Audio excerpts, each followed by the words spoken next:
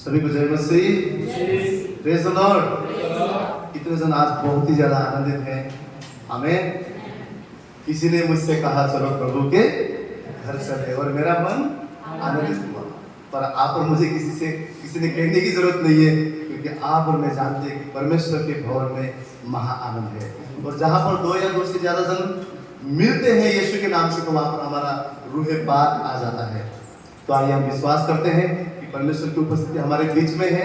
आज हमारे परमेश्वर जो जिंदा यहोवा है, जिंदा यीशुआ है, उसकी आराधना हम आत्मा और सच्चाई से करेंगे। तो आइए हम सब खड़े हो जाए और हमारे जीवित परमेश्वर का स्वागत एक अपना उत्तम तालियों के द्वारा हम करें। एक उत्तम ताली परमेश्वर।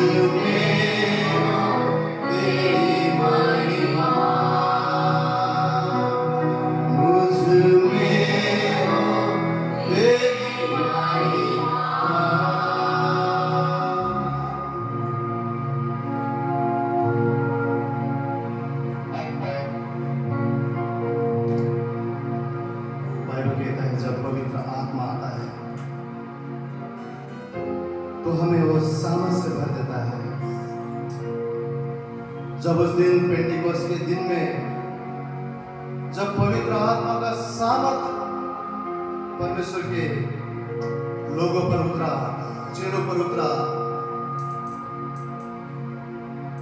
उन्होंने अपने जीवन में इस आश्चर्य के कार्य किया।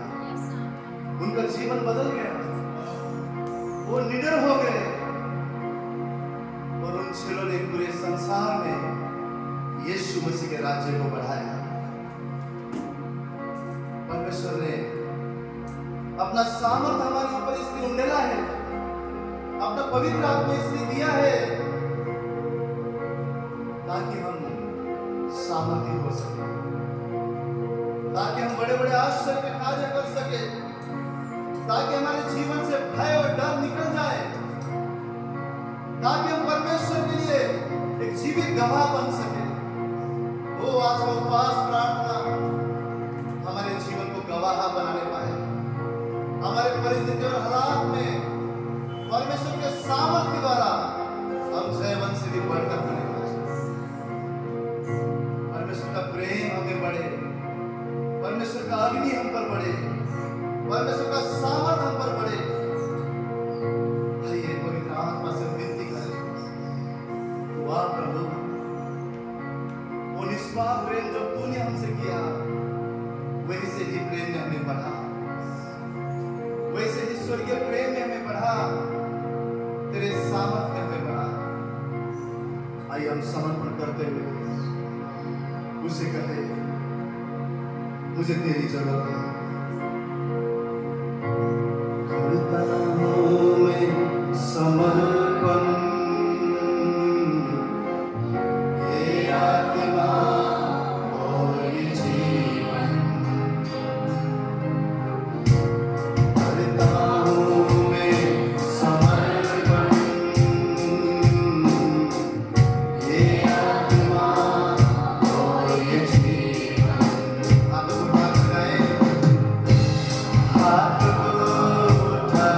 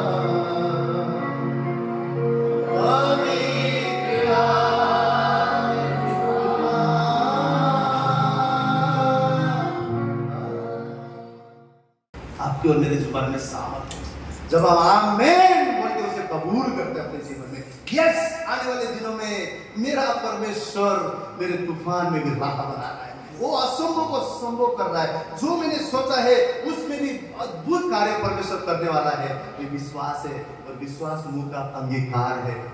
क्या आप परमेश्वर खुदावन की हाथ के नजात को देखने के लिए तैयार हैं? आमीन। परमेश्वर आपको मेरे जीवन में आश्चर्य के कार्य कर रहा है। जो विश्वास करेगा उसके लिए सब कुछ संभव है। आमीन। विश्वास कीजिए और हम सब मिलकर इसके मत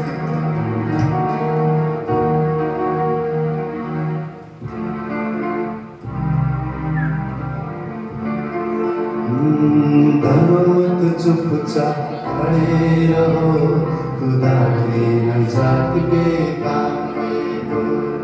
डरो मत चुपचाप खड़े रहो, खुदा के नजात के काम में हो। डरो मत चुपचाप खड़े रहो, खुदा के नजात के काम में हो। डरो मत चुपचाप खड़े रहो,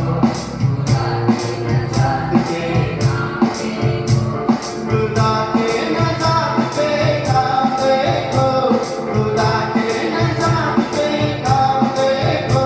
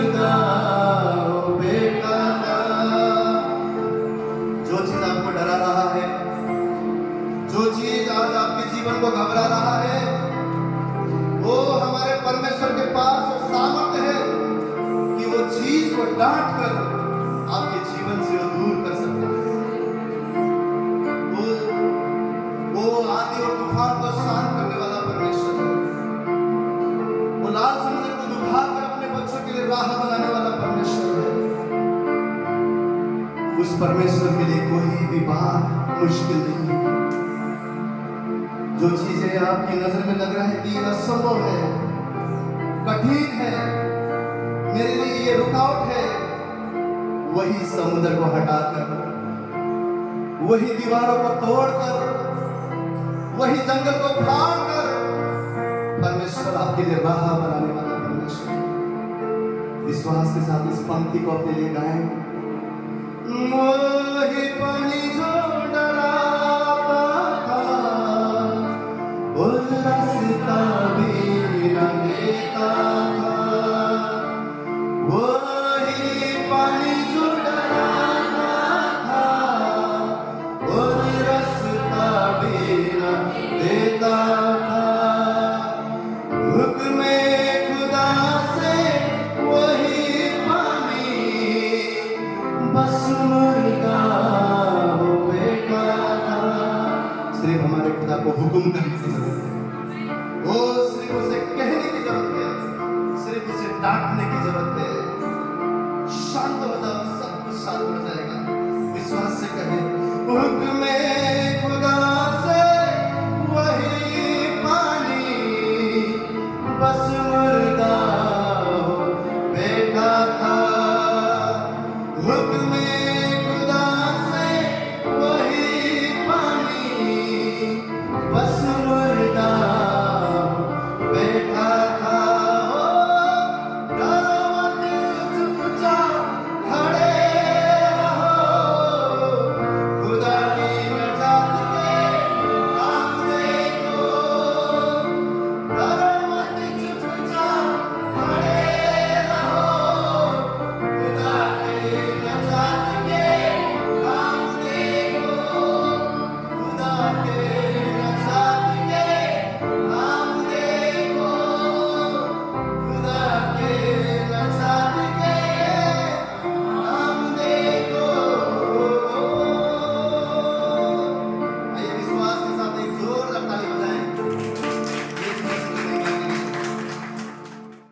बार हमारे जीवन में मैं आपसे कहता हूँ ऐसे हालात आते हैं, ऐसे मुसीबत आते हैं, ऐसे तकलीफ आता है, आप जो मर्जी सही करने की कोशिश कीजिए सही नहीं होगा।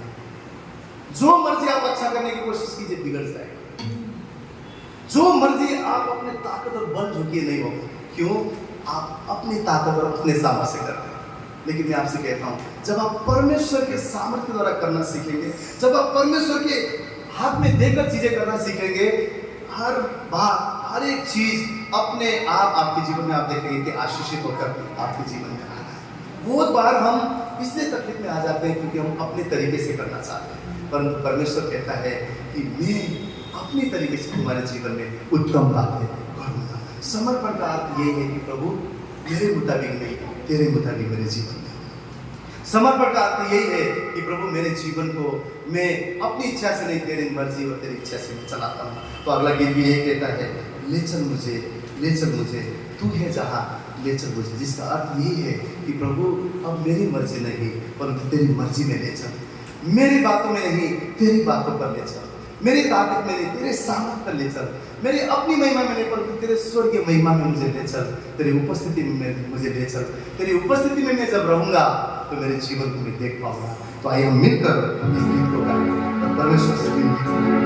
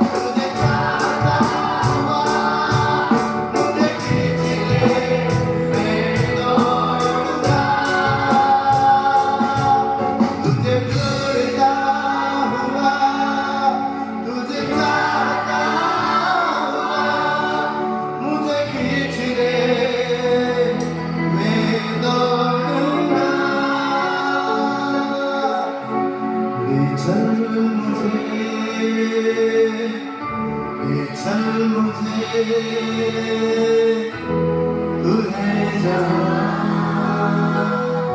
ले चल मुझे, ले चल मुझे,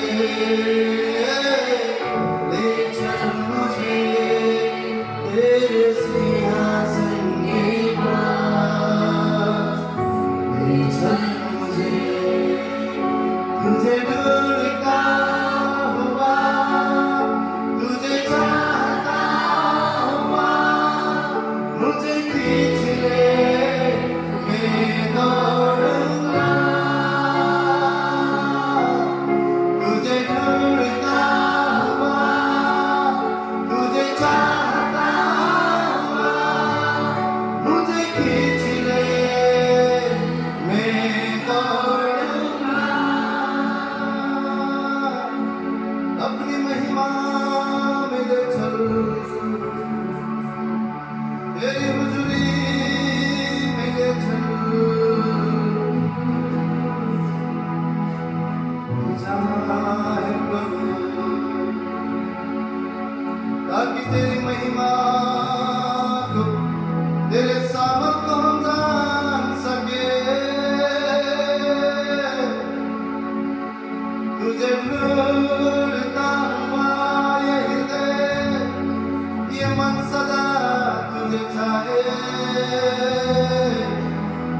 तेरे खोज करे। जैसे हिरनी पानी के लिए प्यासा मैं गिरूं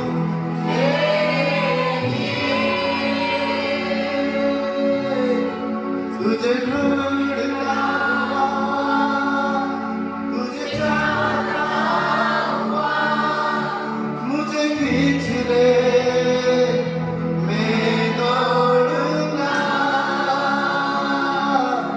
तुझे ढूंढता हुआ, तुझे चाहता हुआ, मुझे खींच ले, मैं दौड़ूंगा।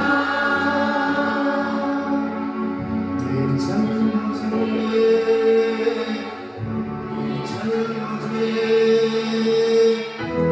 तू है जहाँ, ले चल मुझे, ले चल मुझे, ले चल मुझे तेरे सिंहासन के पास, ले चल मुझे। वो हमारा सहारा है,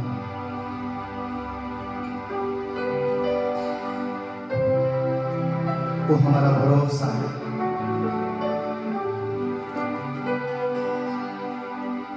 बाइबल कहता है अति सहज से मिलने वाला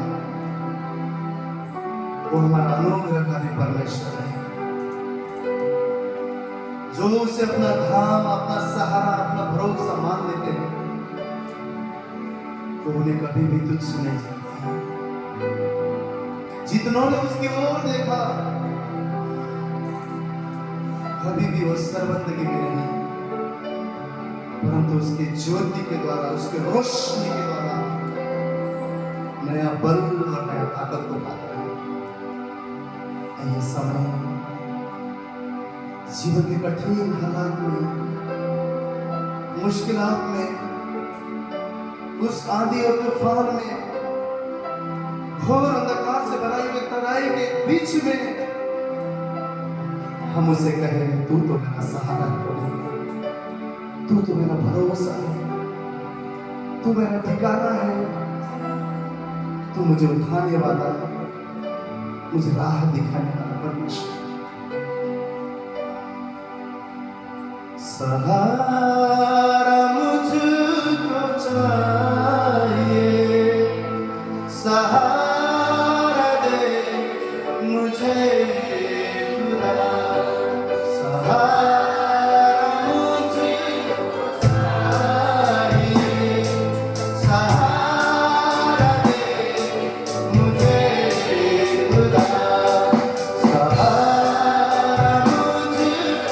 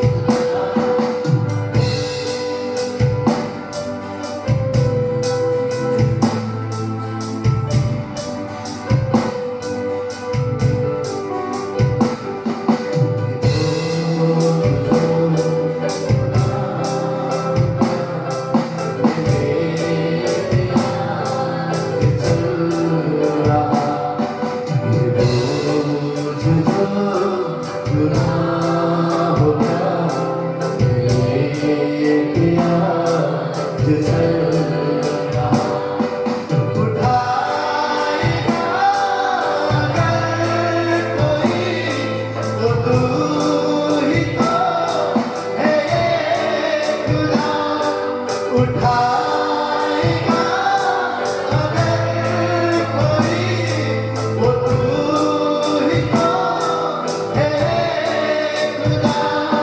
मुझे समा में गिरा, मुझे समा में गिरा, मुझे समा में गिरा, मुझे समा में गिरा। सहारा मुझको चाहिए, सहारा दे मुझे खुदा। तू ही है सहारा मेरा, तू ठिकाना, तू ही है सहारा मेरे खुदा।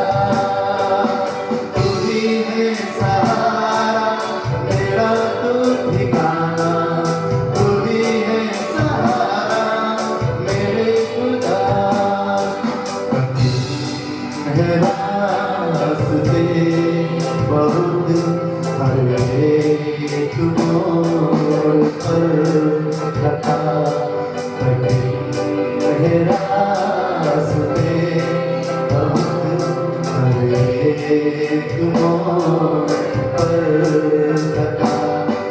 अंधेरा सायों को हटा, दिखा दे मुझको सहर। अंधेरा सायों को हटा, दिखा दे मुझको सहर। मुझे समा में गिरा, मुझे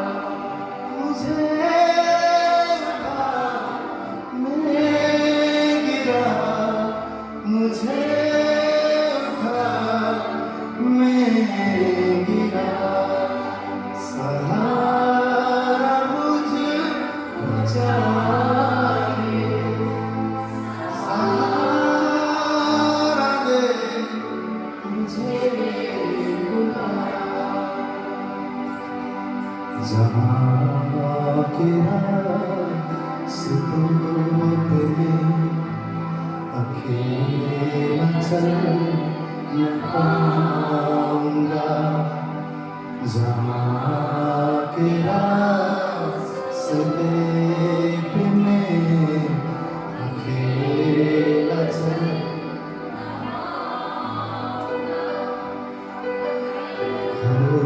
जो चल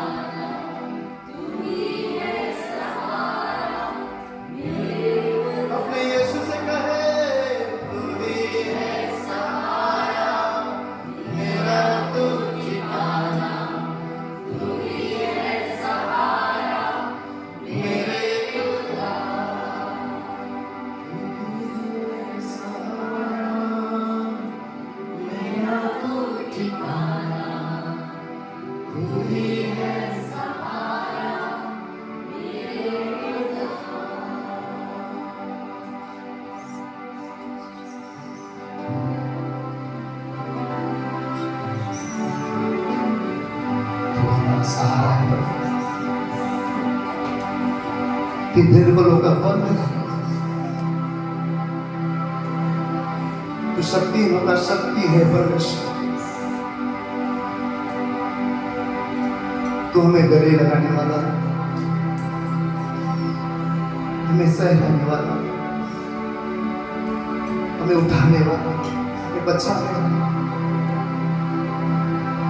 हमसे प्रेम करने वाला प्रभु तुम है।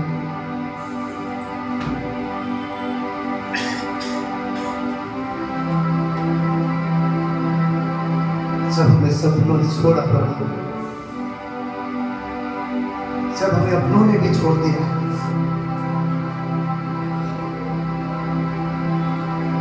तो सहारा बनकर आए।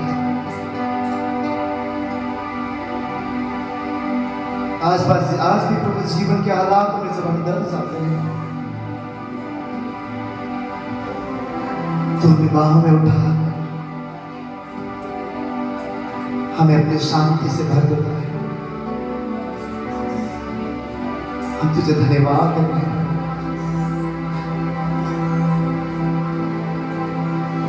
हम जानते हैं तेरे बिना हमारी कहीं भलाई नहीं है,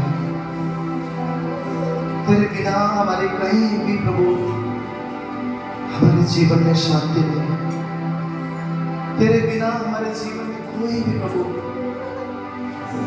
आनंद का कारण नहीं है। तेरे जैसा हमसे कोई प्रेम नहीं कर सकता, तेरे जैसा हम पर कोई फिक्र नहीं कर सकता प्रभु, तेरे समान हम पर कोई अनुग्रह नहीं कर सकता, तेरे समान कोई हमसे प्रेम नहीं कर सकता प्रभु। तेरे बाहों में तसल्ली है, तेरे बाहों में शांति है, तेरे बाहों में प्रभु हमारे सारे झूठ प्रभु सही हो जाते हैं, हम नया हो जाते हैं। तेरा धन्यवाद करते पिता, हर बार हमें गले लगाने वाला, हमें अपना मानने वाला परमेश्वर तू है। तेरी स्तुति करते हैं, तेरी महिमा करते हैं, तेरी तारीफ करते हैं प्रभु। होने दे आज इस उपवास की दिन ऐसा तेरा सामर्थ्य दे, ऐसा तेरा बल दे प्रभु, कि हम भी बदले में तुझसे प्रेम कर सके, तेरी आज्ञाओं को मान सके, तेरी रोशनी बनकर हम चमक सके प्रभु। तेरा धन्यवाद करते हैं, तू निर्बलों का परमेश्वर है, तू निर्बुद्धियों का बुद्धिमान परमेश्वर है, तू शक्तिहीनों का शक्ति देने वाला परमेश्वर है, तू आशाहीनों को आशा देने वाला परमेश्वर है, तू रात के बदले में नया जिंदगी देने वाला परमेश्वर है, तू आंसुओं को मिटाकर आनंद देने वाला परमेश्वर है, तू जीवन देने वाला परमेश्वर है। हम तुझे महिमा और आदर देते हैं प्रभु। हमारा गीत कम पड़ जाता है, हमारी आराधना कम पड़ जाती है प्रभु, जो तूने उपकार हमारे जीवन में किया है, तेरी स्तुति करते हैं, तुझे धन्यवाद करते हैं। तेरे वचन के द्वारा आज हमारे हृदय से बात कर, ताकि वो वचन हमारे अंधेरी राह पर रोशनी दिखाने का प्रभु। आज भी हमारे जीवन के कोई हिस्से में अंधेरा है, तो तेरा वचन रोशनी दिखाने पाए, ताकि हम आज यहाँ से जाएं तेरे उस उजियाला में, तेरे रोशनी में चमकते हुए जाने पाए। हमारे कठोर हृदय को तोड़ परमेश्वर, ताकि हमारा जीवन उपजाऊ भूमि बन सके। धन्यवाद, सारा आदर गौरव महिमा मुझे ही दे दे। धन्यवाद करते हुए इस प्रार्थना को हमारा जीवित उद्धार करता प्रभु यीशु के नाम से मांगते हैं। हर एक जन कहे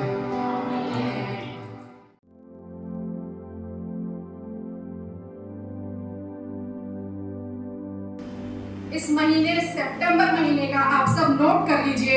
एक वचन जो परमेश्वर ने मुझे दिया, आज मैं आप सबको देती हूँ, और वो वचन है भजन संहिता 3:3, psalms 3rd chapter 3rd verse.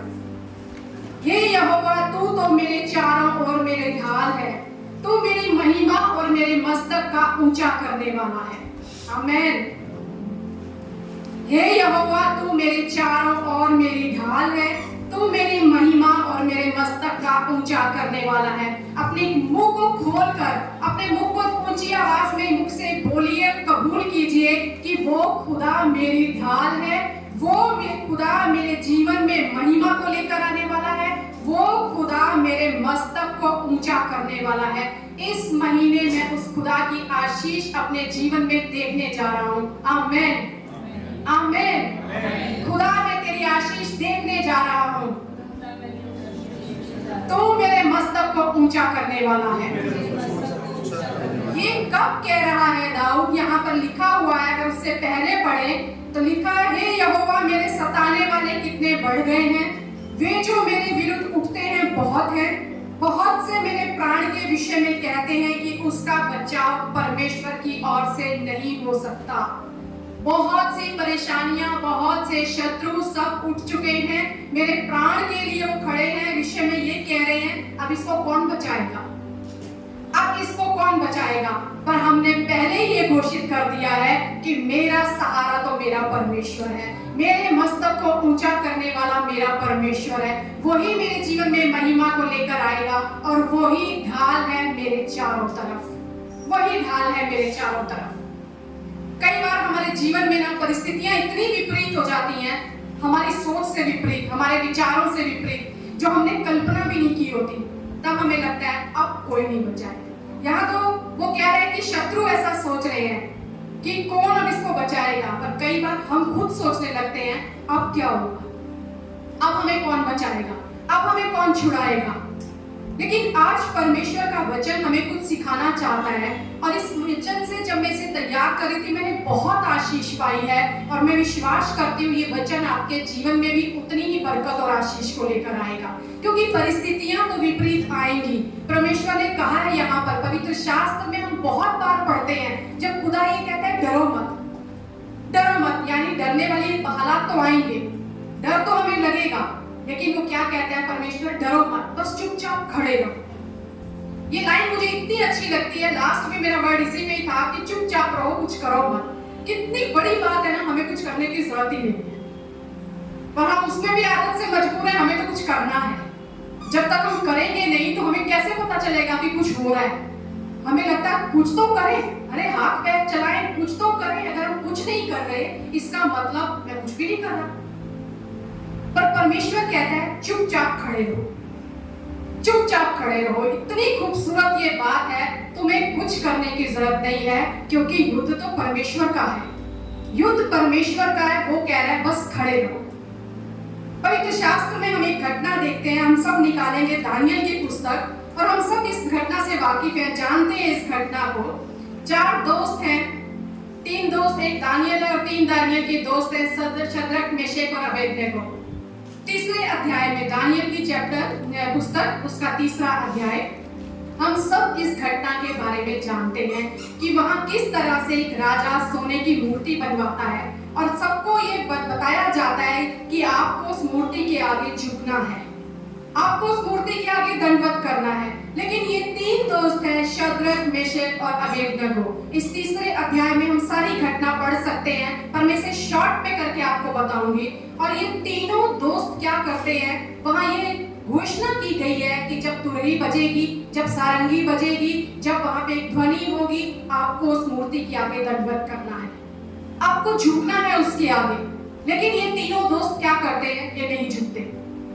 और राजा को जब पता चलता है कि ये तीनों नहीं झुक रहे, तो राजा क्या कहता है, राजा के बारे में अगर हम पढ़ें तो यहाँ लिखा हुआ है, राजा ने कहा 3रे अध्याय के 15वें वचन में लिखा है, यदि तुम, वो कहता है अगर तुम अभी इसके सामने तैयार हो, यदि तुम अभी तैयार हो कि जब नरसिंगे, बांसुरी, वीणा, सारंगी, सितार, शहनाई आदि सब प्रकार के बाजों का शब्द सुनो और उसी क्षण गिरकर मेरी बनवाई हुई मूरत को दंडवत करो, तो तुम बचोगे, तब तुम बचोगे। यदि तुम दंडवत ना करो तो इसी घड़ी धधकते हुए भट्ठे के बीच में डाले जाओगे। तो फिर ऐसा कौन देवता है जो तुमको मेरे हाथ से छुड़ा सके? अगर तुम नहीं झुके तो तुम्हें धधकते हुए भट्ठे में डाला जाएगा। कई बार हम बड़ी आसानी से समस्याओं के सामने झुक जाते हैं, झुक जाते हैं। आज का जो विषय है, आज के वचन का जो टाइटल है, उसे मैं ये कहूंगी, खड़े रहो, डटे रहो। कौन खड़ा रह सकता है? कब हम खड़े रह सकते हैं? मतलब यहाँ वो कह रहा है तुम्हें झुकना होगा। अगर हमें झुकना है तो इसका मतलब हम सीधे खड़े नहीं हो सकते। और 2 तरह से हम अपने जीवन में खड़े हो सकते हैं। एक तो हम प्रभु में खड़े हो सकते हैं, एक प्रभु के लिए खड़े हो सकते हैं। जब हम प्रभु में खड़े हैं ना, तब बहुत आसान है प्रभु के लिए खड़े होना। यहाँ ये तीनों दोस्त हैं। राजा ने कहा एक धधकता हुआ भट्ठा, पूरी आग से धधकता हुआ भट्ठा है, और जब वो नहीं झुकते तो हम पढ़ते हैं कि क्या हो रहा है, वो 7 गुना अधिक उसे धधका रहा है, 7 गुना ज्यादा उसमें आग है। लेकिन आज परमेश्वर ये चाहता है हमसे, हम खड़े होना सीखें, हम खड़े होना सीखें। यहाँ वो तीनों दोस्त कह रहे हैं हम तो नहीं झुकेंगे, हम तो नहीं झुकेंगे। कैसे हम सीधे खड़े रह सकते हैं? जब हमारे पाँव में बल होगा, जब हमारी टांगों में बल होगा, तभी हम खड़े रह सकते हैं। कई बार हम स्तुति आराधना करते हैं, करते करते ज्यादा टाइम हो जाए तो हम थक जाते हैं, हम बैठ जाते हैं। क्यों थकते हैं? हमारी टांगें दर्द कर रही हैं, हमारे पैर दर्द कर रहे हैं, हमारे पाँव में बल नहीं है। और खड़े रहने का अर्थ क्या है? आपको कोई यहाँ से धक्का दे रहा है, आपको कोई यहाँ से धक्का दे रहा है। अगर ये पोडियम है, इसको मैं अगर हिलाऊं, अगर मैं इसे ऐसे धक्का मारूं तो ये पीछे गिरेगा ही गिरेगा। कभी इधर से धक्का लग रहा है, कभी इधर से धक्का लग रहा है, कभी आगे से, कभी पीछे से। पर अगर इसको सही जगह पर खड़ा नहीं किया गया है, अगर ये मजबूती से खड़ा नहीं है तो ये गिर जाएगा, ये झुक जाएगा। हमारे जीवन में यही अक्सर होता है, हम बड़ी आसानी से हम उन परिस्थितियों के आगे झुक जाते हैं, हम खड़े नहीं रह सकते। यहाँ ये तीनों दोस्त कह रहे हैं हम तो नहीं झुकेंगे। राजा कह रहे हैं कि तुम्हें इसी समय, और मैं देखता हूं कौन ऐसा देवता है जो तुम्हें छुड़ाएगा। हम खड़े तब रह सकते हैं जब हम अपने परमेश्वर पर विश्वास करते हैं, जब हम उस पे भरोसा रखते हैं कि वो मुझे गिरने नहीं देगा। हम तब जल्दी गिर जाते हैं क्योंकि हमें ये पता होता है कोई बचाने वाला नहीं है, कोई मेरा सहारा नहीं है। लेकिन अगर हम ये जानते हैं मेरा सहारा मेरा परमेश्वर है, तब हम डटे रहेंगे, तब हम खड़े रहेंगे। आगे वचन कहता है, शद्रक, मेशक और अबेदनगो ने राजा से कहा, हे नबूकदनेस्सर, इस विषय में तुझे उत्तर देने का हमें कुछ प्रयोजन नहीं है। हम तो चुपचाप हैं, हम नहीं समझते हमें तुझे उत्तर भी देना जरूरी है। हमारा परमेश्वर जिसकी हम उपासना करते हैं, वह हमको उस धधकते हुए भट्टे की आग से बचाने की शक्ति रखता है। वो ऐसा सामर्थी परमेश्वर है जिसकी हम उपासना कर रहे हैं, वो हमें बचाने की शक्ति रखता है। पहले वो अपना भरोसा दिखा रहे हैं, वो हमें बचा लेगा। लेकिन आगे वो कहते हैं, वरन हे राजा, वह हमें तेरे हाथ से भी छुड़ा सकता है, परंतु यदि नहीं तो हे राजा, तुझे मालूम हो कि हम लोग तेरे देवता की उपासना नहीं करेंगे। दोनों परिस्थितियों में वो हमें बचा तो सकता है, पर जब वो दूसरी लाइन बोल रहे हैं कि परंतु यदि नहीं, तो वो कोई शक नहीं दिखा रहे अपने परमेश्वर पर कि शायद परमेश्वर इतना कमजोर है हमें ना बचा सके। पर वो कह रहे हैं अगर परमेश्वर की मर्जी हो या ना हो, हम इस भट्टे में जाएं तो हमें वो जाने से रोक सकता है, पर अगर चले गए तो उसकी मर्जी है हमें मरना है या हमें जीना है। हम तो उसको ही उपासना करेंगे, हम तो उसके ही आगे झुकेंगे। वो कहते हैं कि हम लोग तेरे देवता की उपासना नहीं करेंगे और ना तेरी खड़ी कराई हुई सोने की मूरत को दंडवत करेंगे, चाहे बचाए चाहे ना बचाए। नहीं बचाना तब भी हम अपने परमेश्वर के लिए खड़े हैं, हम नहीं झुकेंगे, हम तो खड़े रहेंगे। हम एक ही के आगे झुकते हैं और वो हमारा परमेश्वर है। बहुत बार आपके जीवन में परिस्थितियां आपको झुकाने की कोशिश करेंगी, बीमारी आपको धक्का देगी कि शायद आप गिर जाओ, शायद आप झुक जाओ। अशांति घर में, लड़ाई झगड़ा, कर्जा, बीमारी की आत्मा, लोगों के नेगेटिव बातें, लोग होंगे जो आपको झुकाने की कोशिश करेंगे। लेकिन ये आपके ऊपर है कि आप कितनी मजबूती से खड़े हैं, आप कितनी मजबूती से खड़े हैं। आगे वचन कहता है कि राजा ने आज्ञा दी और 7 गुना अधिक वो भट्ठा जो है धटकाया गया और उन तीनों को बांधकर उसके अंदर फेंक दिया गया। तीनों को बांधकर उसके अंदर फेंक दिया गया। और इतनी बड़ी बात यहाँ पर लिखी है कि जिन लोगों ने उनको उस भट्टे में फेंकने के लिए उठाया, वो उस आग की आंच पाकर जल मरे, वो जल मरे। लेकिन राजा अचंभित हुआ।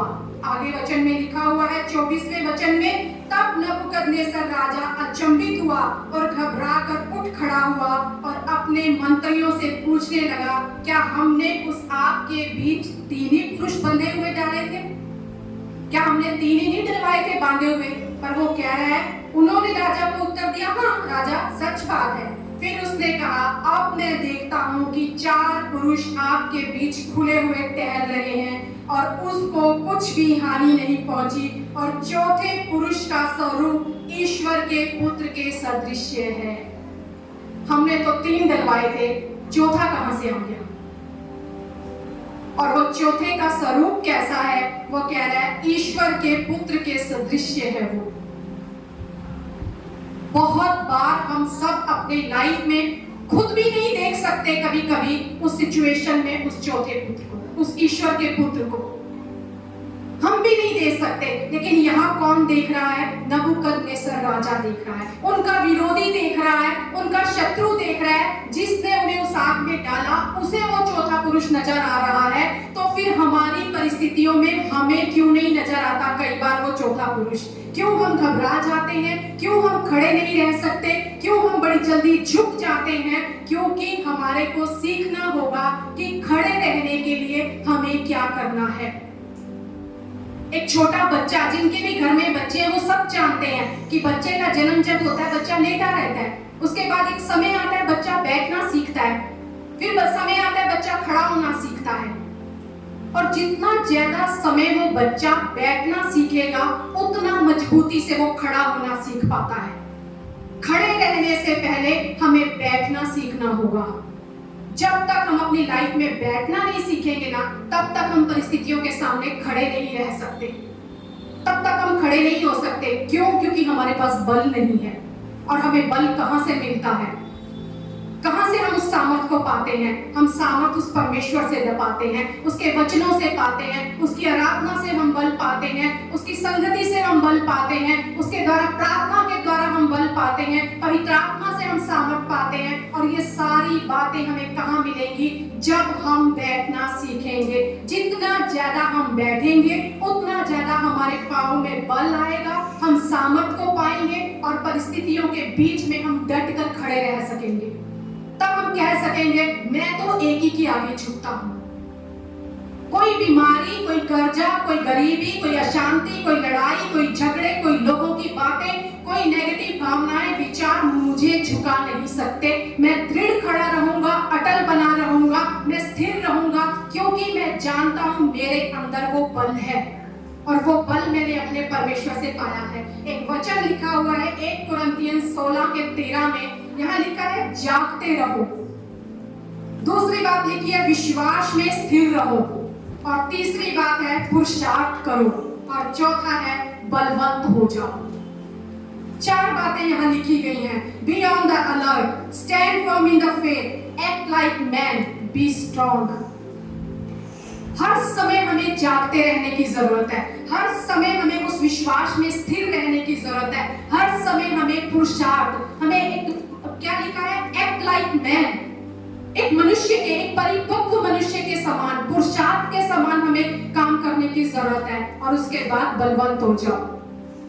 पौलुस क्या कहता है? कब तक तुम बच्चों की तरह ये खाते रहोगे? अन्न कब खाना शुरू करोगे? दूध ही पीते रहोगे क्या बच्चों की तरह? अब हमें सियाने हो जाना चाहिए, अब हमें परिपक्व हो जाना चाहिए।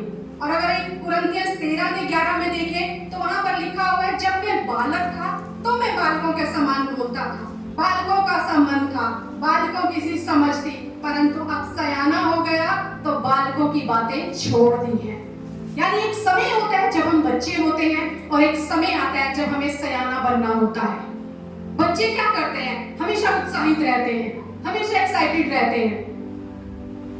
हमारे कलीसिया में अनोश है, अनोश सबसे ज्यादा एक्साइटेड बच्चा है। वो हर बात में उतावली में रहता है, मैं प्रार्थना करूं, मैं बजाऊं, मैं गाऊं।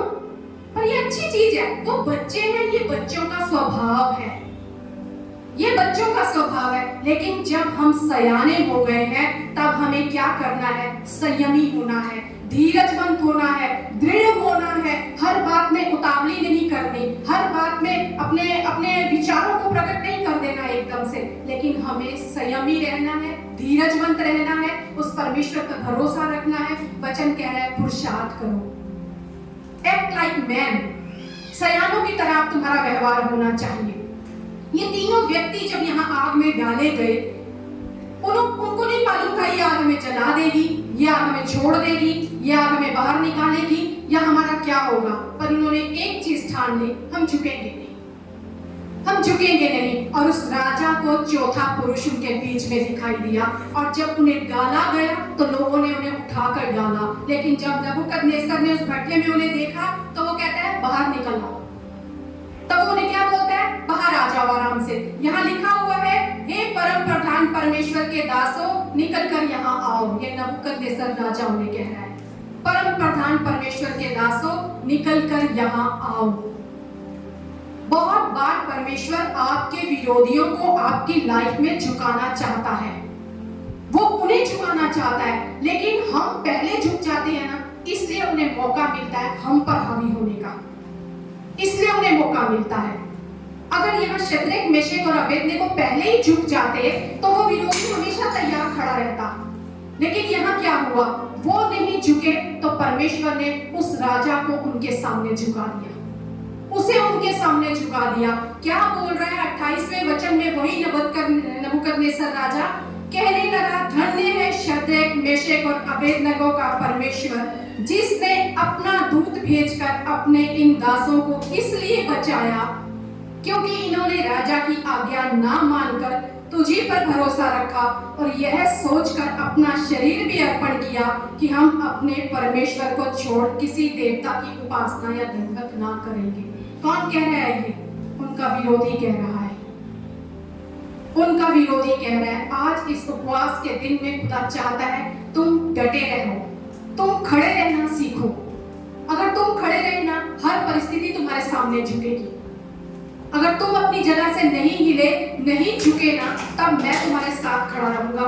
मैं तुम में दिखाई दूंगा, सिर्फ तुम्हें नहीं लेकिन तुम्हारे विरोधियों को भी, उस बीमारी को भी। परमेश्वर का वचन ये कहता है कि हर बीमारी उसके आगे घुटने टेकेगी। फिर हम क्यों बीमारी के आगे घुटने टेक देते हैं? परमेश्वर कहता है कि मैंने अपनी भरपूरी तुम्हारे अंदर भेजी है, मैंने अपनी भरपूरी तुम्हारे लिए दी है। फिर क्यों हम कहते हैं कि हमारे हालात खराब हैं? मैं शांति का राजकुमार हूं, मैं अपनी शांति तुम्हें दिए जाता हूं। फिर क्यों घरों में लड़ाई और झगड़े होते हैं? क्योंकि हम हथियार डाल देते हैं, हम झुक जाते हैं इससे पहले कि वो विरोधी हमारे सामने झुके। हम झुक जाते हैं। आज खुदा आपके हर विरोधी को आपके सामने झुकाना चाहता है। इसीलिए मैंने पहला वचन आपको दिया है कि वो कहता है कि मैं तुम्हारी ढाल हूं तुम्हारे चारों ओर, मैं तुम्हारे मस्तक को ऊंचा करने वाला हूं। पर तुम खड़े रहो, तुम डटे रहो अपनी परिस्थितियों में, तुम्हें झुकना नहीं है। यहाँ क्या हुआ उनके साथ? कभी कभी हमारे जीवन में जब ये परिस्थितियां आती हैं, ये आपकी भट्टी आती है, ये हालात आते हैं, हमें लगता है, शत्रु को लगता है मैं इनका नाश कर दूंगा, हमें भी लगता है शायद ये हमें खत्म कर देंगी। लेकिन यहाँ अगर हम इसी अध्याय का आखिरी वचन पढ़ें, 30 वचन, तो वहाँ लिखा है, तब राजा ने बेबीलोन के प्रांत में शद्रक, मेशक, अबेदनगो का पद और ऊंचा किया। ये परिस्थितियां जो आपको लगती हैं ना, हमें डुबा देंगी, हमें जला देंगी, हमें खत्म कर देंगी। याद रखिए, अगर आप डटे रहे, आप इनके सामने खड़े रहे, तो परमेश्वर आपके पद को ऊंचा करेगा।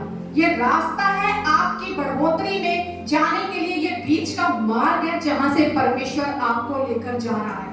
मैं यहाँ क्यों हूँ? कभी भी ये मत पूछिए। और क्या मेरे साथ परमेश्वर नहीं है? इंतजार कीजिए, इंतजार कीजिए। जहां आप हैं वहां चौथा पुरुष आपको नजर आएगा। क्यों आग ने अपना स्वभाव बदल दिया? आग तो सबको जलाती है। जो डाल रहे थे, जब आग ने उन्हें जला दिया, तो आग ने इनको क्यों नहीं जलाया? आग तो इन्हें भी जला सकती थी, लेकिन क्या जला इनका? नबूकदनेस्सर कहता है वो 3 आदमी अंदर खुले हुए घूम रहे हैं, जबकि उन्होंने तो बंधे हुए डाले थे। जो चीजें आपको रोकती हैं ना, आपको बांधती हैं, वो जब शत्रु आपके जीवन में कुछ परेशानियां लेकर आएगा, कुछ मुसीबतें लेकर आएगा ना, वही चीजें जो उसने आपके लिए तैयार की है ना, वही आपके लिए आशीष का कारण बनेगी, वही आपकी रस्सियों को खोल देगी, जला देगी। उस आग ने अपना स्वभाव बदल दिया। क्यों? क्योंकि परमेश्वर का वचन कहता है, यहोवा की वाणी आग की लपटों को चीरती है। वो अधिकार रखने वाला परमेश्वर है। हम सब जानते हैं कि इनका एक और जो मित्र दानियल है, दानियल को शेरों की मांद में डाला गया। क्या हुआ? दानियल क्या कहता है? वो मेरे परमेश्वर ने दूत भेजकर सिंह के मुंह को बंद कर दिया। क्या कोई बंद कर सकता है उस सिंह के मुंह को? उस परमेश्वर ने सिंह के मुंह को बंद कर दिया। परमेश्वर वो काम करेगा आपके जीवन में जो आपका स्वभाव है, जो शेर का स्वभाव था, उनको भी परमेश्वर बदल डालेगा। आपके जीवन में कोई चिन्ह नहीं छोड़ेगा कि आप वहां से होकर गए हो। यशायाह 43:43 का अगर हम दूसरा वचन पढ़ें, तो वहां पर क्या लिखा हुआ है? कोई निकाले यशायाह 43। वहां पर लिखा है, जब तू जल में होकर जाए, मैं तेरे संग संग रहूंगा। जब तू नदियों में होकर चले, तब वे तुझे डुबा ना सकेंगी। जब तू आग में चले, तब तुझे आंच ना लगेगी और उसकी लो तुझे जला ना सकेगी। और ये उदाहरण हमें पता है, जब इस्राएलियों के सामने लाल समुद्र आया, 2 भाग हो गया। यरदन नदी आई, उसने रास्ता पलट लिया अपना। जब शद्रक, मेशक, अबेदनगो को आग में डाला गया, परमेश्वर का वचन कहता है कि उनके अंदर से धुएं की गंध भी नहीं आ रही थी। उस आग ने अपना स्वभाव बदल लिया, उस पानी ने अपना स्वभाव बदल लिया, उस सिंह ने अपना स्वभाव बदल लिया। क्यों? क्योंकि इन सब पर अधिकार रखने वाला परमेश्वर वहां मौजूद जब हो जाता है, इन्हें उसकी बात माननी पड़ती है, इन्हें उसकी बात माननी पड़ती है। कोई बीमारी, कोई गरीबी, कोई झगड़ा, कोई ऐसी चीज नहीं जो हमारे परमेश्वर से बड़ी हो, जिसका परमेश्वर से कम अधिकार, परमेश्वर का उससे कम अधिकार हो, ऐसा नहीं है। परमेश्वर सर्वसामर्थी है, सर्वसामर्थी है। परमेश्वर का वचन कहता है उसका हाथ इतना छोटा नहीं हो गया कि वो आपको छुड़ा ना सके। एक गवाही मैं यहाँ अपने जीवन की बांटना चाहूंगी आपके साथ। आज से 4 साल पहले की बात है, 4 से भी शायद ज्यादा ही हो गए होंगे, कि किस तरह आग, जिसका जो स्वभाव होता है वो अपना रवैया कैसे बदल लेता है जब परमेश्वर वहां मौजूद होते हैं। हमारा रुशान है, आप सबने इसे देखा है जब वो ड्रम बजाता है, आप सबने इसका चेहरा भी देखा है। क्या इसके चेहरे पे आपको कोई निशान नजर आता है? 4-5 साल पहले की बात है, एक गर्म पानी का पतीला इसके ऊपर गिर गया और इतनी बुरी तरह गिरा कि वो पूरा यहां से जल गया। उसका कान, उसका फेस पूरी भयानक तरह से वो जला। हम डॉक्टर के पास लेकर गए, डॉक्टर ने देखते ही कहा खूबसूरत बच्चा था, चेहरे पे निशान पड़ गया। वहां जितने पेशेंट बैठे थे सबने कहा बच्चे के चेहरे पे निशान नहीं जाएगा। जब इसे हम कलीसिया लेकर जाते थे, विश्वासी भी हमें यही कहते थे, निशान नहीं जाएगा, ये ऐसा जला है ना, निशान नहीं जाएगा। इसका ये पूरा कान जल गया था, ये पूरा चेहरा जल गया था यहाँ से, क्योंकि जब पानी इसके ऊपर गिरा तो जल्दबाजी में मैंने इसे उठा के पानी के टब में डाल दिया। सारा पानी इसकी बॉडी पे डालती रही, पर मुझे ये ध्यान नहीं रहा कि इसके ऊपर चेहरे पे भी पानी गिरा है।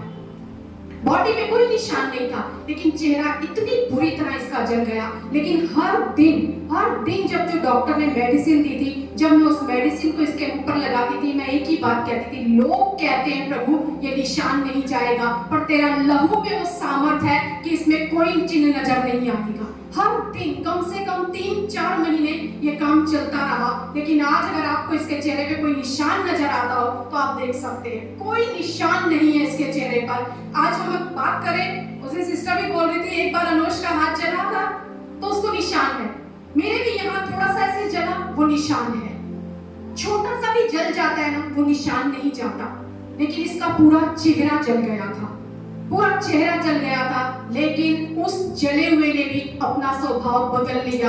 क्यों? क्योंकि जब यीशु मसीह के नाम से हम प्रार्थना करते हैं, जब हम खड़े रहते हैं, परमेश्वर लोग क्या कहते हैं मुझे फर्क नहीं पड़ता, पर मैं जानती हूँ तेरा लहू इसे शुद्ध करता है, तेरा लहू इसमें कोई निशान नहीं रखेगा। जैसा ये खूबसूरत था ये वैसा ही रहेगा। और आज हम भी अगर देखें तो हमें कहीं कोई निशान नजर नहीं आता, कहीं कोई निशान नजर नहीं आता। जब हम खड़े रहते हैं ना, हर वो परिस्थिति अपना स्वभाव बदल देगी, हर वो परिस्थिति अपना स्वभाव बदल देगी। चाहे वो सिंह हो, चाहे वो पानी हो, चाहे वो आग हो, चाहे वो कुछ भी क्यों ना हो जो आपको डरा रहा है ना, वो हर आपके जीवन में आप उससे डरेंगे नहीं पर उसके ऊपर हावी होंगे। वो आपको झुका नहीं सकेगा, आप उसे झुकाएंगे अपने सामने। पर कब होगा? जब आप खड़े रहना सीखेंगे। और मैंने जैसे पहले कहा, खड़े रहने के लिए हमें जरूरत है बैठने की। और परमेश्वर बार बार हमें ये बात कहता है, निरंतर प्रार्थना में लगे रहो, निरंतर प्रार्थना में लगे रहो। हम निकालेंगे लूका की पुस्तक, उसका 22वां अध्याय। हम सब यहाँ पर जानते हैं, कमजोर पड़ना, परिस्थितियों के बीच में अगर हम जब परेशानियां आती हैं, मुसीबतें आती हैं, कमजोर हो जाना ये एक स्वाभाविक है। क्योंकि हम इतने सामर्थ्य नहीं है कि हम कहें नहीं मुझे तो फर्क ही नहीं पड़ता, ऐसा नहीं है। जब परिस्थितियां खराब होती हैं, अचानक बीमारी आती है, हालात बिगड़े हुए नजर आते हैं, हम सब डर जाते हैं, हम सब घबरा जाते हैं। यीशु मसीह सब कुछ जानते थे, परमेश्वर का पुत्र होने के बावजूद जब वो घड़ी आई कि उन्हें क्रूस उठाना है, जब उन्हें ये एहसास हुआ अब मैं पिता से, मेरा पिता मुझसे मुख मोड़ लेगा, तब वो भी प्रार्थना करने लगे कि प्रभु मैं ये बर्दाश्त नहीं कर सकूंगा। बार बार प्रभु यीशु मसीह लिखा है प्रार्थना करने लगे। कहां जाकर प्रार्थना कर रहे हैं? 22वें अध्याय के 39वें वचन से अगर हम देखें, वहां लिखा है तब वे बाहर निकलकर अपनी रीति के अनुसार जैतून के पहाड़ पर गया और चेले उसके पीछे हो लिए। उस जगह पहुंचकर उसने कहा, प्रार्थना करो कि तुम परीक्षा में ना पड़ो। परीक्षाएं तो आएंगी, पर परमेश्वर कह रहे हैं प्रार्थना करो।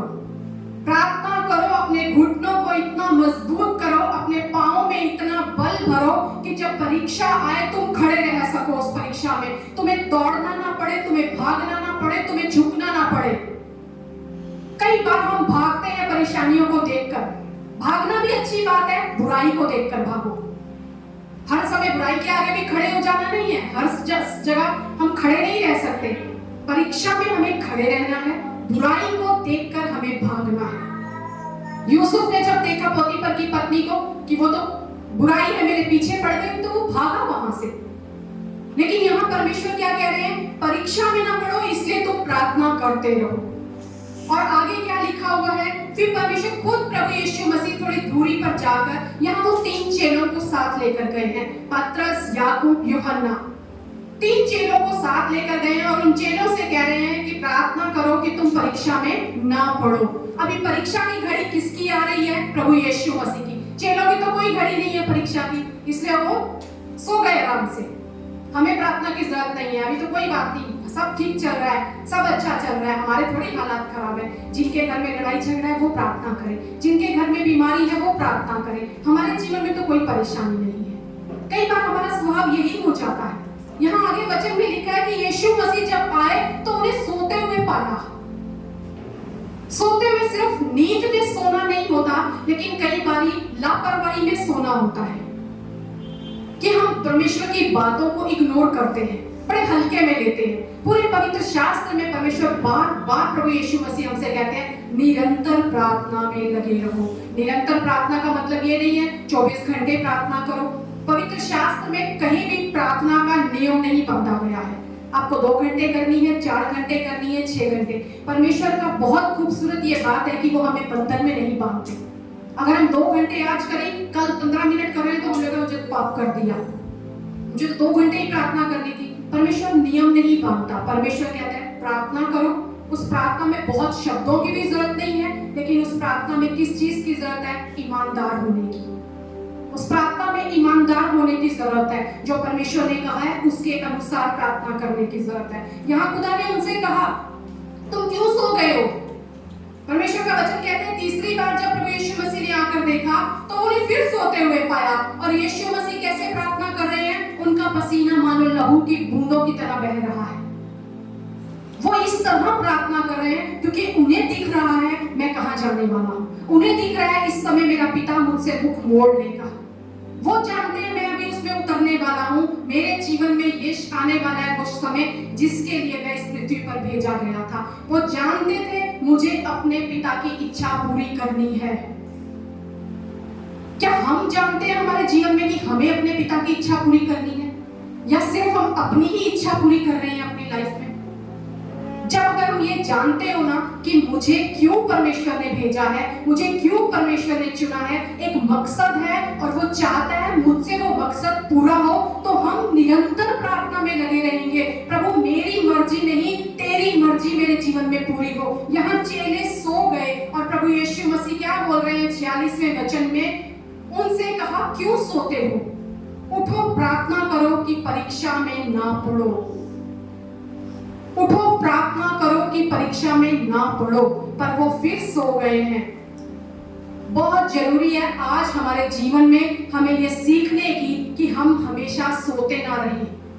चर्च में गए, प्रेयर हुई, वचन सुना, वर्शिप हुई, बहुत है, अरे हम चर्च जाते हैं हर संडे, ये काफी नहीं है। हर दिन परेशानियां आती हैं लाइफ में, हर दिन परीक्षाएं आती हैं लाइफ में, और खड़े रहने के लिए परेशानी आ गई तब प्रार्थना नहीं करनी, पर खड़े रहने के लिए, डटे रहने के लिए पहले हमें बल चाहिए।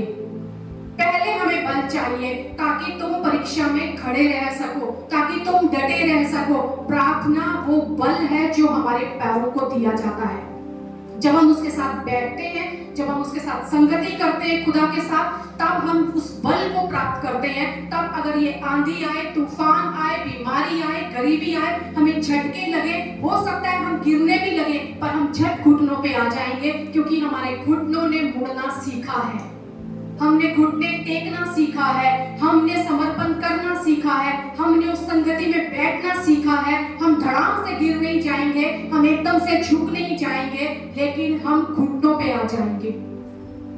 और यही बात तो पौलुस कहते हैं। वो क्या कहते हैं 2 कुरिन्थियन 4 के 8 और 9 में, हम चारों ओर से कलेश तो भोगते हैं पर संकट में नहीं पड़ते, निरुपाय तो हैं पर निराश नहीं होते, सताए तो जाते हैं पर त्यागे नहीं जाते, गिराए तो जाते हैं पर नष्ट नहीं होते। तूफान तो आएंगे, परेशानियां आएंगी, आंधियां चलेंगी, मेह बरसेगा, लेकिन अगर आप चट्टान पर स्थापित हैं तो आप डटे रहेंगे, टिके रहेंगे, बने रहेंगे। और इसके लिए जरूरी है कि हम प्रार्थना करना सीखें, हम संगति करना सीखें, हम उस खुदा की हजूरी में बैठना सीखें। ये एक दिन का काम नहीं है, हर दिन का काम है। क्या लिखा हुआ है? यीशु मसीह पहाड़ पर गए और क्या वचन कहता है 39वें वचन में 22वें अध्याय का, तब वह बाहर निकलकर अपनी रीति के अनुसार, मतलब वो हमेशा ये काम करते थे, यीशु मसीह हमेशा ये काम करते थे। और एक और व्यक्ति के बारे में लिखा गया है कि वो भी अपनी रीति के अनुसार ऐसा काम करता था। जब दानियल के जीवन में एक घटना घटती है कि तुझे इस मूर्ति के सामने झुकना है, तो वहाँ क्या लिखा है? जब दानियल को ये आज्ञा मिली तो दानियल अपनी कोठरी में गया, जैसा वह करता था अपनी रीति के अनुसार, यरूशलेम की तरफ अपने घर की खिड़कियां खोलकर वो प्रार्थना करने लगा। और उसकी रीति क्या थी? दिन में 3 बार प्रार्थना करना, दिन में 3 बार प्रार्थना करना। सुबह हमने 5 घंटे प्रार्थना कर ली, आज का पूरा दिन पूरा हो गया। और प्रार्थना ये नहीं है इधर हम अपना काम कर रहे हैं, इधर हम अन्य भाषा बोल रहे हैं, इधर हम अपना खाना बना रहे हैं और हमको उसको भी काउंट कर रहे हैं कि हमने प्रार्थना कर ली। यहाँ पे हम कुछ और काम कर रहे हैं और चलते चलते हम प्रार्थना कर रहे हैं। वो प्रार्थना नहीं है। प्रार्थना है चाहे आप 10 मिनट बैठे, चाहे आधा घंटा बैठे, चाहे 2 घंटा बैठे, एकांत में उस खुदा को जाने, उससे बात करें, सिर्फ अपनी ना सुनाए पर उस खुदा की सुनना सीखें कि वो क्या चाहता है मुझसे, वो क्या चाहता है मुझसे। परमेश्वर के वचन में ही हम एक और घटना देखते हैं जहां पे परमेश्वर ने, प्रभु यीशु मसीह ने वार्न किया उस व्यक्ति को कि तू परीक्षा में ना पड़े, इसलिए तू प्रार्थना कर, इसलिए तू प्रार्थना कर। लेकिन कई बार हम अपने आप में इतने कॉन्फिडेंट होते हैं ना कि मैं तो विश्वास में बहुत पक्का, कुछ भी आए, आंधी आए, तूफान आए, मुझे कोई हिला नहीं सकता। इसी में अगर हम पढ़ते हैं 22वें अध्याय में ही, तो यहाँ पे क्या लिखा है? यीशु मसीह के साथ 3 चेले थे, पतरस, याकूब, यूहन्ना। और यीशु मसीह उन चेलों से कह रहे हैं कि तुम प्रार्थना करते रहो ताकि तुम परीक्षा में ना पड़ो। और अगर हम इसी में देखते हैं लूका के 31वें वचन में 22वें अध्याय का ही, तो वहां लिखा है, शामोन, ये शामोन, देख शामोन, देख शैतान ने तुम लोगों को मांग लिया है कि गेहूं के समान फटके, परंतु मैंने तेरे लिए विनती की है कि तेरा विश्वास जाता ना रहे, और जब तू फिरे तो अपने भाइयों को स्थिर करना। शामोन पतरस का नाम था, और पतरस को यीशु मसीह यहाँ कह रहे हैं कि मैंने तेरे लिए विनती की है कि तेरा विश्वास जाता ना रहे, और जब तू फिरे तो अपने भाइयों को स्थिर करना। यानी यीशु मसीह से हम फिर सकते हैं। पतरस तो यीशु मसीह के साथ था, 12 चेलों में से एक था, विश्वास भी जा सकता है चेले का, फिर भी सकता है वो यीशु मसीह से। पर क्या बोलता है पतरस फटाफट आगे से बोलता है, उसने उससे कहा, हे प्रभु, मैं तेरे साथ बंदी गिरह जाने वरन मरने को भी तैयार हूँ। और फिर यीशु मसीह आगे उसे कहते हैं, हे पतरस, मैं तुझसे कहता हूँ कि आज मुर्ग बांग न देगा जब तक तू 3 बार मेरा इनकार ना कर देगा। और क्या कहेगा? मैं यीशु को नहीं जानता। वो कह रहा है, मैं तो कुछ भी हो जाए प्रभु, बंदी क्या है, क्या मैं मरने को तैयार हूँ। यही हमारी हालत होती है। कई बार हम कहते हैं ना, जब ये वचन पढ़ते हैं या वचन आता है कि निरंतर प्रार्थना करो, निरंतर प्रार्थना करो, परमेश्वर के साथ संगति करो। मैं बहुत करता हूँ, मैं तो हर दिन बाइबल पढ़ता हूँ, हर दिन आराधना करता हूँ, हर दिन प्रार्थना करता हूँ, कुछ भी हो जाए मैं परमेश्वर के लिए खड़ा हूँ। पतरस भी यहाँ यही बात कह रहा है, बंदी क्या क्या, मैं तो मरने को भी तैयार हूँ। और मत्ती की पुस्तक में लिखा है, वो कहता है, बाकी तेरे विषय में ठोकर खाएं तो खाएं, मैं बिल्कुल नहीं खाऊंगा। और उसके बाद क्या होता है हम सब जानते हैं। जब वो यीशु के पीछे पीछे दूर से ही जाकर देख रहा है, तो वहां की एक दासी जब होती है, ये भी उसके साथ था, तो कहता नहीं, मैं नहीं था। फिर दोबारा एक पुरुष कहता है कि ये उसके साथ था, तो बोलते नहीं, मैं नहीं हूँ वो। और तीसरी बार जब वो फिर कहता है तो वो पता है क्या कहता है आगे से? वो कहता है तू क्या कह रहा है मैं नहीं जानता, मुझे तो समझ ही नहीं आ रहा तू बोल क्या रहा है। और वहां लिखा है यीशु मसीह ने पतरस की तरफ देखा और तब पतरस को याद आया कि मुझे परमेश्वर ने कहा था। इस पतरस को वार्निंग मिली थी, ये यीशु मसीह के साथ उस जैतून पहाड़ पर था। जागते रहो, तुम क्यों सो गए हो? प्रार्थना में लगे रहो कि परीक्षा में ना पड़ो। पतरस के पास वार्निंग आई थी, भविष्यवाणी की गई थी, पतरस तो मेरा इनकार करेगा, तो विश्वास में से गिर जाएगा, तो फिर जाएगा मुझसे। उसे चेतावनी भी मिली थी, उसे प्रार्थना का मौका भी मिला था, लेकिन दोनों काम पतरस ने इग्नोर कर दिए। जब यीशु मसीह यहाँ कह रहे हैं ना तुम क्यों सो गए, क्यों सोते हो, उदासी तुम पर छा गई। पतरस तो जानता था कि यीशु मसीह ने मुझे बताया है ये बात कि मैं उसका इनकार कर सकता हूँ, पर उसने बड़े हल्के में लिया। मैं तो करूंगा ही नहीं ऐसा, मैं तो मजबूत हूँ, मैं तो इसका चेला हूँ, मैं तो पीछे पीछे जाऊंगा, दूर खड़ा होकर देखूंगा। और बाद में क्या कह रहा है, तू क्या कह रहा है, मुझे समझ ही नहीं आ रहा। यही हाल हमारा होता है। क्यों पतरस वहां खड़ा नहीं रह सका उस परीक्षा में स्थिर? क्योंकि ना तो पतरस ने बैठना सीखा, ना पतरस ने उस चेतावनी को ध्यान दिया, ना उस मौके का फायदा उठाया। आज हम सबको बहुत बार वार्निंग मिलती है, बहुत बार परमेश्वर का वचन कहता है मैं शीघ्र आने वाला हूँ, मैं शीघ्र आने वाला हूँ। पर कितनी बार हम इस वचन पर विश्वास करते हैं कि वो कभी भी आ सकता है? कितनी बार हम इस अहमियत को जानते हैं कि आज परीक्षा नहीं है, कल आ सकती है, मुझे आज ही उसकी तैयारी करनी है, मुझे आज ही घुटनों पे आना है, मुझे आज ही बल लेना है, ताकि जब समस्या आए मैं खड़ा रह सकूं। पतरस नहीं खड़ा रह सका क्योंकि उसने चेतावनी को भी इग्नोर किया, उसने उस मौके का भी फायदा नहीं उठाया। यीशु मसीह ने उसे साफ कहा, तेरे लिए मैं विनती कर रहा हूं पतरस, कि तेरा विश्वास ना जाए, और जब तू फिरे, यानी तू एक बार मुझसे फिरेगा फिर पलट कर मेरे पास आएगा, लेकिन मुझसे फिरेगा। तो याद रखिए हम सब अपने जीवन में कभी ना कभी उस विश्वास में कमजोर पड़ सकते हैं, हम सब फिर सकते हैं यीशु मसीह से, लेकिन इसके लिए हमें क्या करना है कि वो परिस्थिति आए उससे पहले हमें अपने घुटनों में आना होगा, हमें अपने पैरों में उस बल को लेना होगा। और जब हम उस संगति में बैठना सीख जाएंगे, जब हम उस आत्मा से भर जाएंगे, तो नरक का कोई शैतान आपको नीचे खींच नहीं सकता, और इस पृथ्वी का कोई मनुष्य आपको नीचे गिरा नहीं सकता, ना आपको झुका सकता है। कब? जब उसमें हम भरे होंगे, जब उस खुदा में हमने बैठना सीख लिया होगा। इसीलिए परमेश्वर कहता है जागते रहो, विश्वास में स्थिर रहो, बच्चों के समान मत करो कि अरे सुना छोड़ दिया। बच्चे को क्या, उनको तो डांटो, उनको तो भी परवाह नहीं होती, थोड़ी देर बाद वो फिर वही बात करते हैं।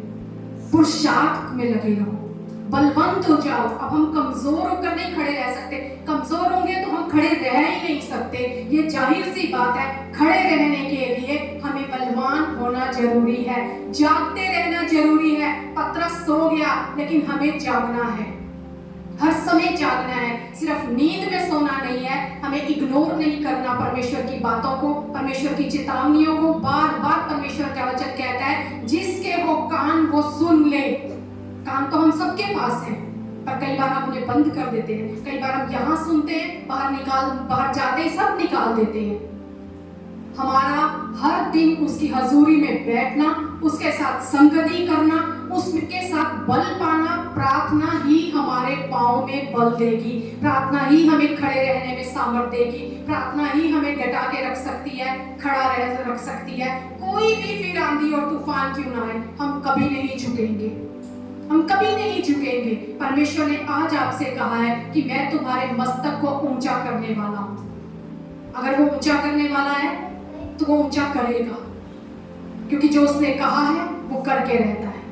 अपने जीवन के हर शत्रु से, हर बीमारी से, गरीबी से, अशांति से, हर कंगाली से, कर्जे से, हर एक उस नेगेटिव बातों से आज आप कहिए मैं तेरे सामने झुकूंगा नहीं, मैं तेरे सामने झुकूंगा नहीं, क्योंकि तू मेरा भरोसा है परमेश्वर। तो मैं तुझ पर खड़ा हूँ, तू मेरा आधार है, तू मेरा करता है, और जो भी चीज क्यों ना हो वो अपना स्वभाव बदल लेगी मेरे खुदा, क्योंकि जब तू वहां मौजूद होगा सिर्फ मैं उस चौथे पुरुष को नहीं देखूंगा, लेकिन मेरे विरोधी भी मेरे बीच में उस खुदा की उपस्थिति को देखने पाएंगे। अगर आप चाहते हैं आपके जीवन में, आपके हालातों में आपके विरोधी उस चौथे पुरुष को देखे तो आप घुटनों पर आना सीखिए। जब आप घुटनों पे आना सीख जाएंगे तब आप खड़े रहना सीख लेंगे, और जब खड़े रहेंगे तब परमेश्वर आपके पद को और ऊंचा करेगा।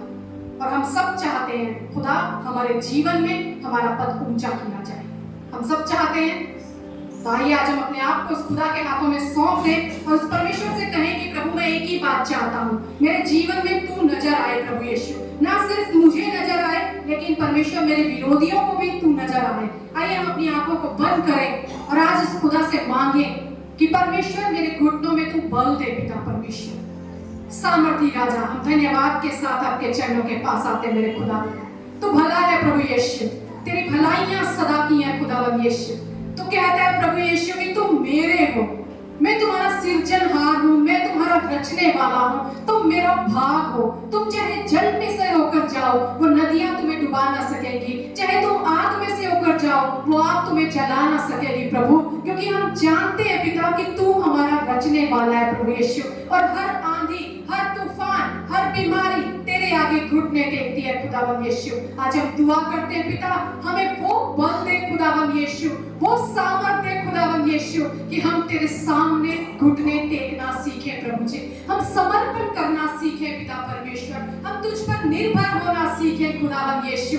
हम आज चाहते हैं पिता तेरी हर चेतावनी पर हम ध्यान दें प्रभु यीशु, तेरी चेतावनियों पर हम मन लगाएं खुदावंद यीशु।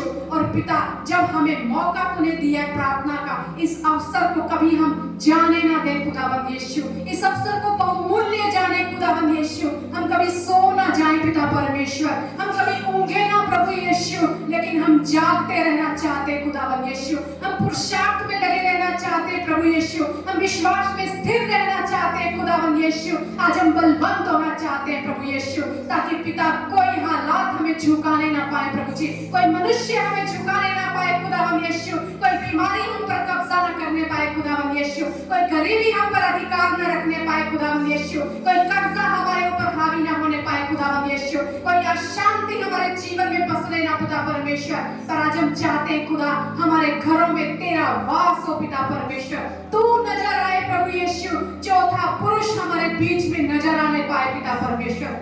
आज हम दुआ करते हैं खुदावंद यीशु, हर हालात, हर परिस्थिति के सामने प्रभु यीशु हम खड़े रहेंगे खुदावंद यीशु। एक ही बात हम कहते हैं खुदावंद यीशु, हम तुझसे बल पाएंगे, क्योंकि तू कमजोरों को बल देने वाला परमेश्वर है प्रभु जी, तू निर्बलों की सहायता करने वाला परमेश्वर है प्रभु, तू हमारा सहारा है खुदावंद यीशु। आज हम तुझसे बल पाते हैं प्रभु, और जब हम तेरे निकट आते हैं खुदा, हम बल पर बल पाते हैं खुदावंद यीशु। और हम जानते हैं पिता परमेश्वर, हमारा खुदा हमारे मांगने से पहले देने की सामर्थ्य रखता है प्रभु, तो हमारे हृदय को देखना जानता है पिता परमेश्वर। तूने आज हमें जांचा है प्रभु यीशु, और हम दुआ करते हैं खुदावंद यीशु, हम तेरी जांच में खरे पाए जाए प्रभु यीशु, खरे पाए जाए पिता परमेश्वर। कभी भी कोई भी हालात प्रभु यीशु, कोई भी परिस्थितियां पिता परमेश्वर हमें अपनी ओर ना मोड़े खुदा, लेकिन हम आज कह सके सद्रक, मेशक और अबेदनगो की तरह, तू हमें बचाए या ना बचाए, पर हम फिर भी अपने खुदा के सामने ही झुकेंगे।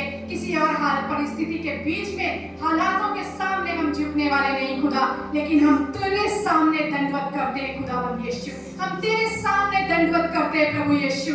और हम एक ही बात मांगते हैं पिता, ये महीना सितंबर का महीना प्रभु यीशु, जैसे आपने हमें वायदा दिया आज खुदावंद यीशु कि आप हमारी ढाल हैं हमारे चारों तरफ पिता परमेश्वर, आप हमारी ढाल है प्रभु यीशु, आप ही हमारी महिमा है खुदावंद यीशु, और आप ही हमारे मस्तक को ऊंचा करने वाले खुदा है प्रभु यीशु। हमारे जीवन के सारे हालातों को आज हम अपने पांव के तले करते हैं खुदावंद यीशु, और हम एक ही बात कहते हैं पिता कि तू हम पर राज कर प्रभु, और हम में बढ़ता जा मेरे खुदावंद यीशु, तेरे कार्य हम में प्रबल हो खुदावंद यीशु। हम अपने घुटनों को मोड़ना सीखे पिता परमेश्वर, तेरे संग संगति करना सीखे प्रभु यीशु। हमारा समय सिर्फ बीते तो तेरे साथ बीते खुदावंद यीशु, हर वो बात पिता जो तुझे पसंद है वो हमारे जीवन में हो पिता परमेश्वर, हमारी नहीं खुदावंद यीशु, तेरी मर्जी पूरी हो प्रभु यीशु। आज दुआ करते हैं पिता, जिस तरह एक दूत तुझे नजर आया सामर्थ देता हुआ प्रभु जी, इस पूरे महीने पिता परमेश्वर तेरा दूत हमें नजर आए खुदावंद यीशु, जिस तरह प्रभु शद्रक, मेशक और अबेदनगो के बीच में खुदावंद पुरुष नजर आया, ईश्वर के पुत्र के तुल्य प्रभु यीशु, वो लोगों को हमारे बीच में नजर आने पाए खुदावंद यीशु। आज हम अपने आप को आपके हाथों में सौंप देते हैं खुदावंद यीशु। एक ही बात हम मांगते हैं पिता, तू हम में बढ़ता जा मेरे प्रभु यीशु, तू हम में बढ़ता जा मेरे खुदावंद यीशु। तू राज कर हम पर पिता परमेश्वर, हमारी नहीं पर तेरी मर्जी हमारे जीवन में पूरी होने पाए प्रभु यीशु। धन्यवाद देते हैं आज के इस दिन के लिए, इस वक्त के लिए मेरे खुदा। आगे का सारा समय आपके हाथ में सौंपते हैं और विश्वास के साथ कहते हैं खुदा, जो प्रार्थनाएं आपके नाम से की जाएंगी, हाँ और आमीन के साथ हम उनका उत्तर अपने जीवन में देखने जा रहे हैं खुदा। हाँ और आमीन के साथ पिता हम उस उत्तर को अपने जीवन में देखने जा रहे हैं मेरे खुदा यीशु। हम हाथों को उठाकर पिता परमेश्वर तुझे तालियों का अर्पण देकर कहते हैं खुदा यीशु, तूने कार्य कर दिया मेरे खुदा यीशु। भले ही हम देख ना पाए पिता, लेकिन हम विश्वास के साथ कहते हैं मेरा पिता कार्य कर रहा है, मेरा यीशु कार्य कर रहा है और मैं जयवंत से बढ़कर हूँ। आमीन आमीन आमीन। आइए जोरदार तालियों का अर्पण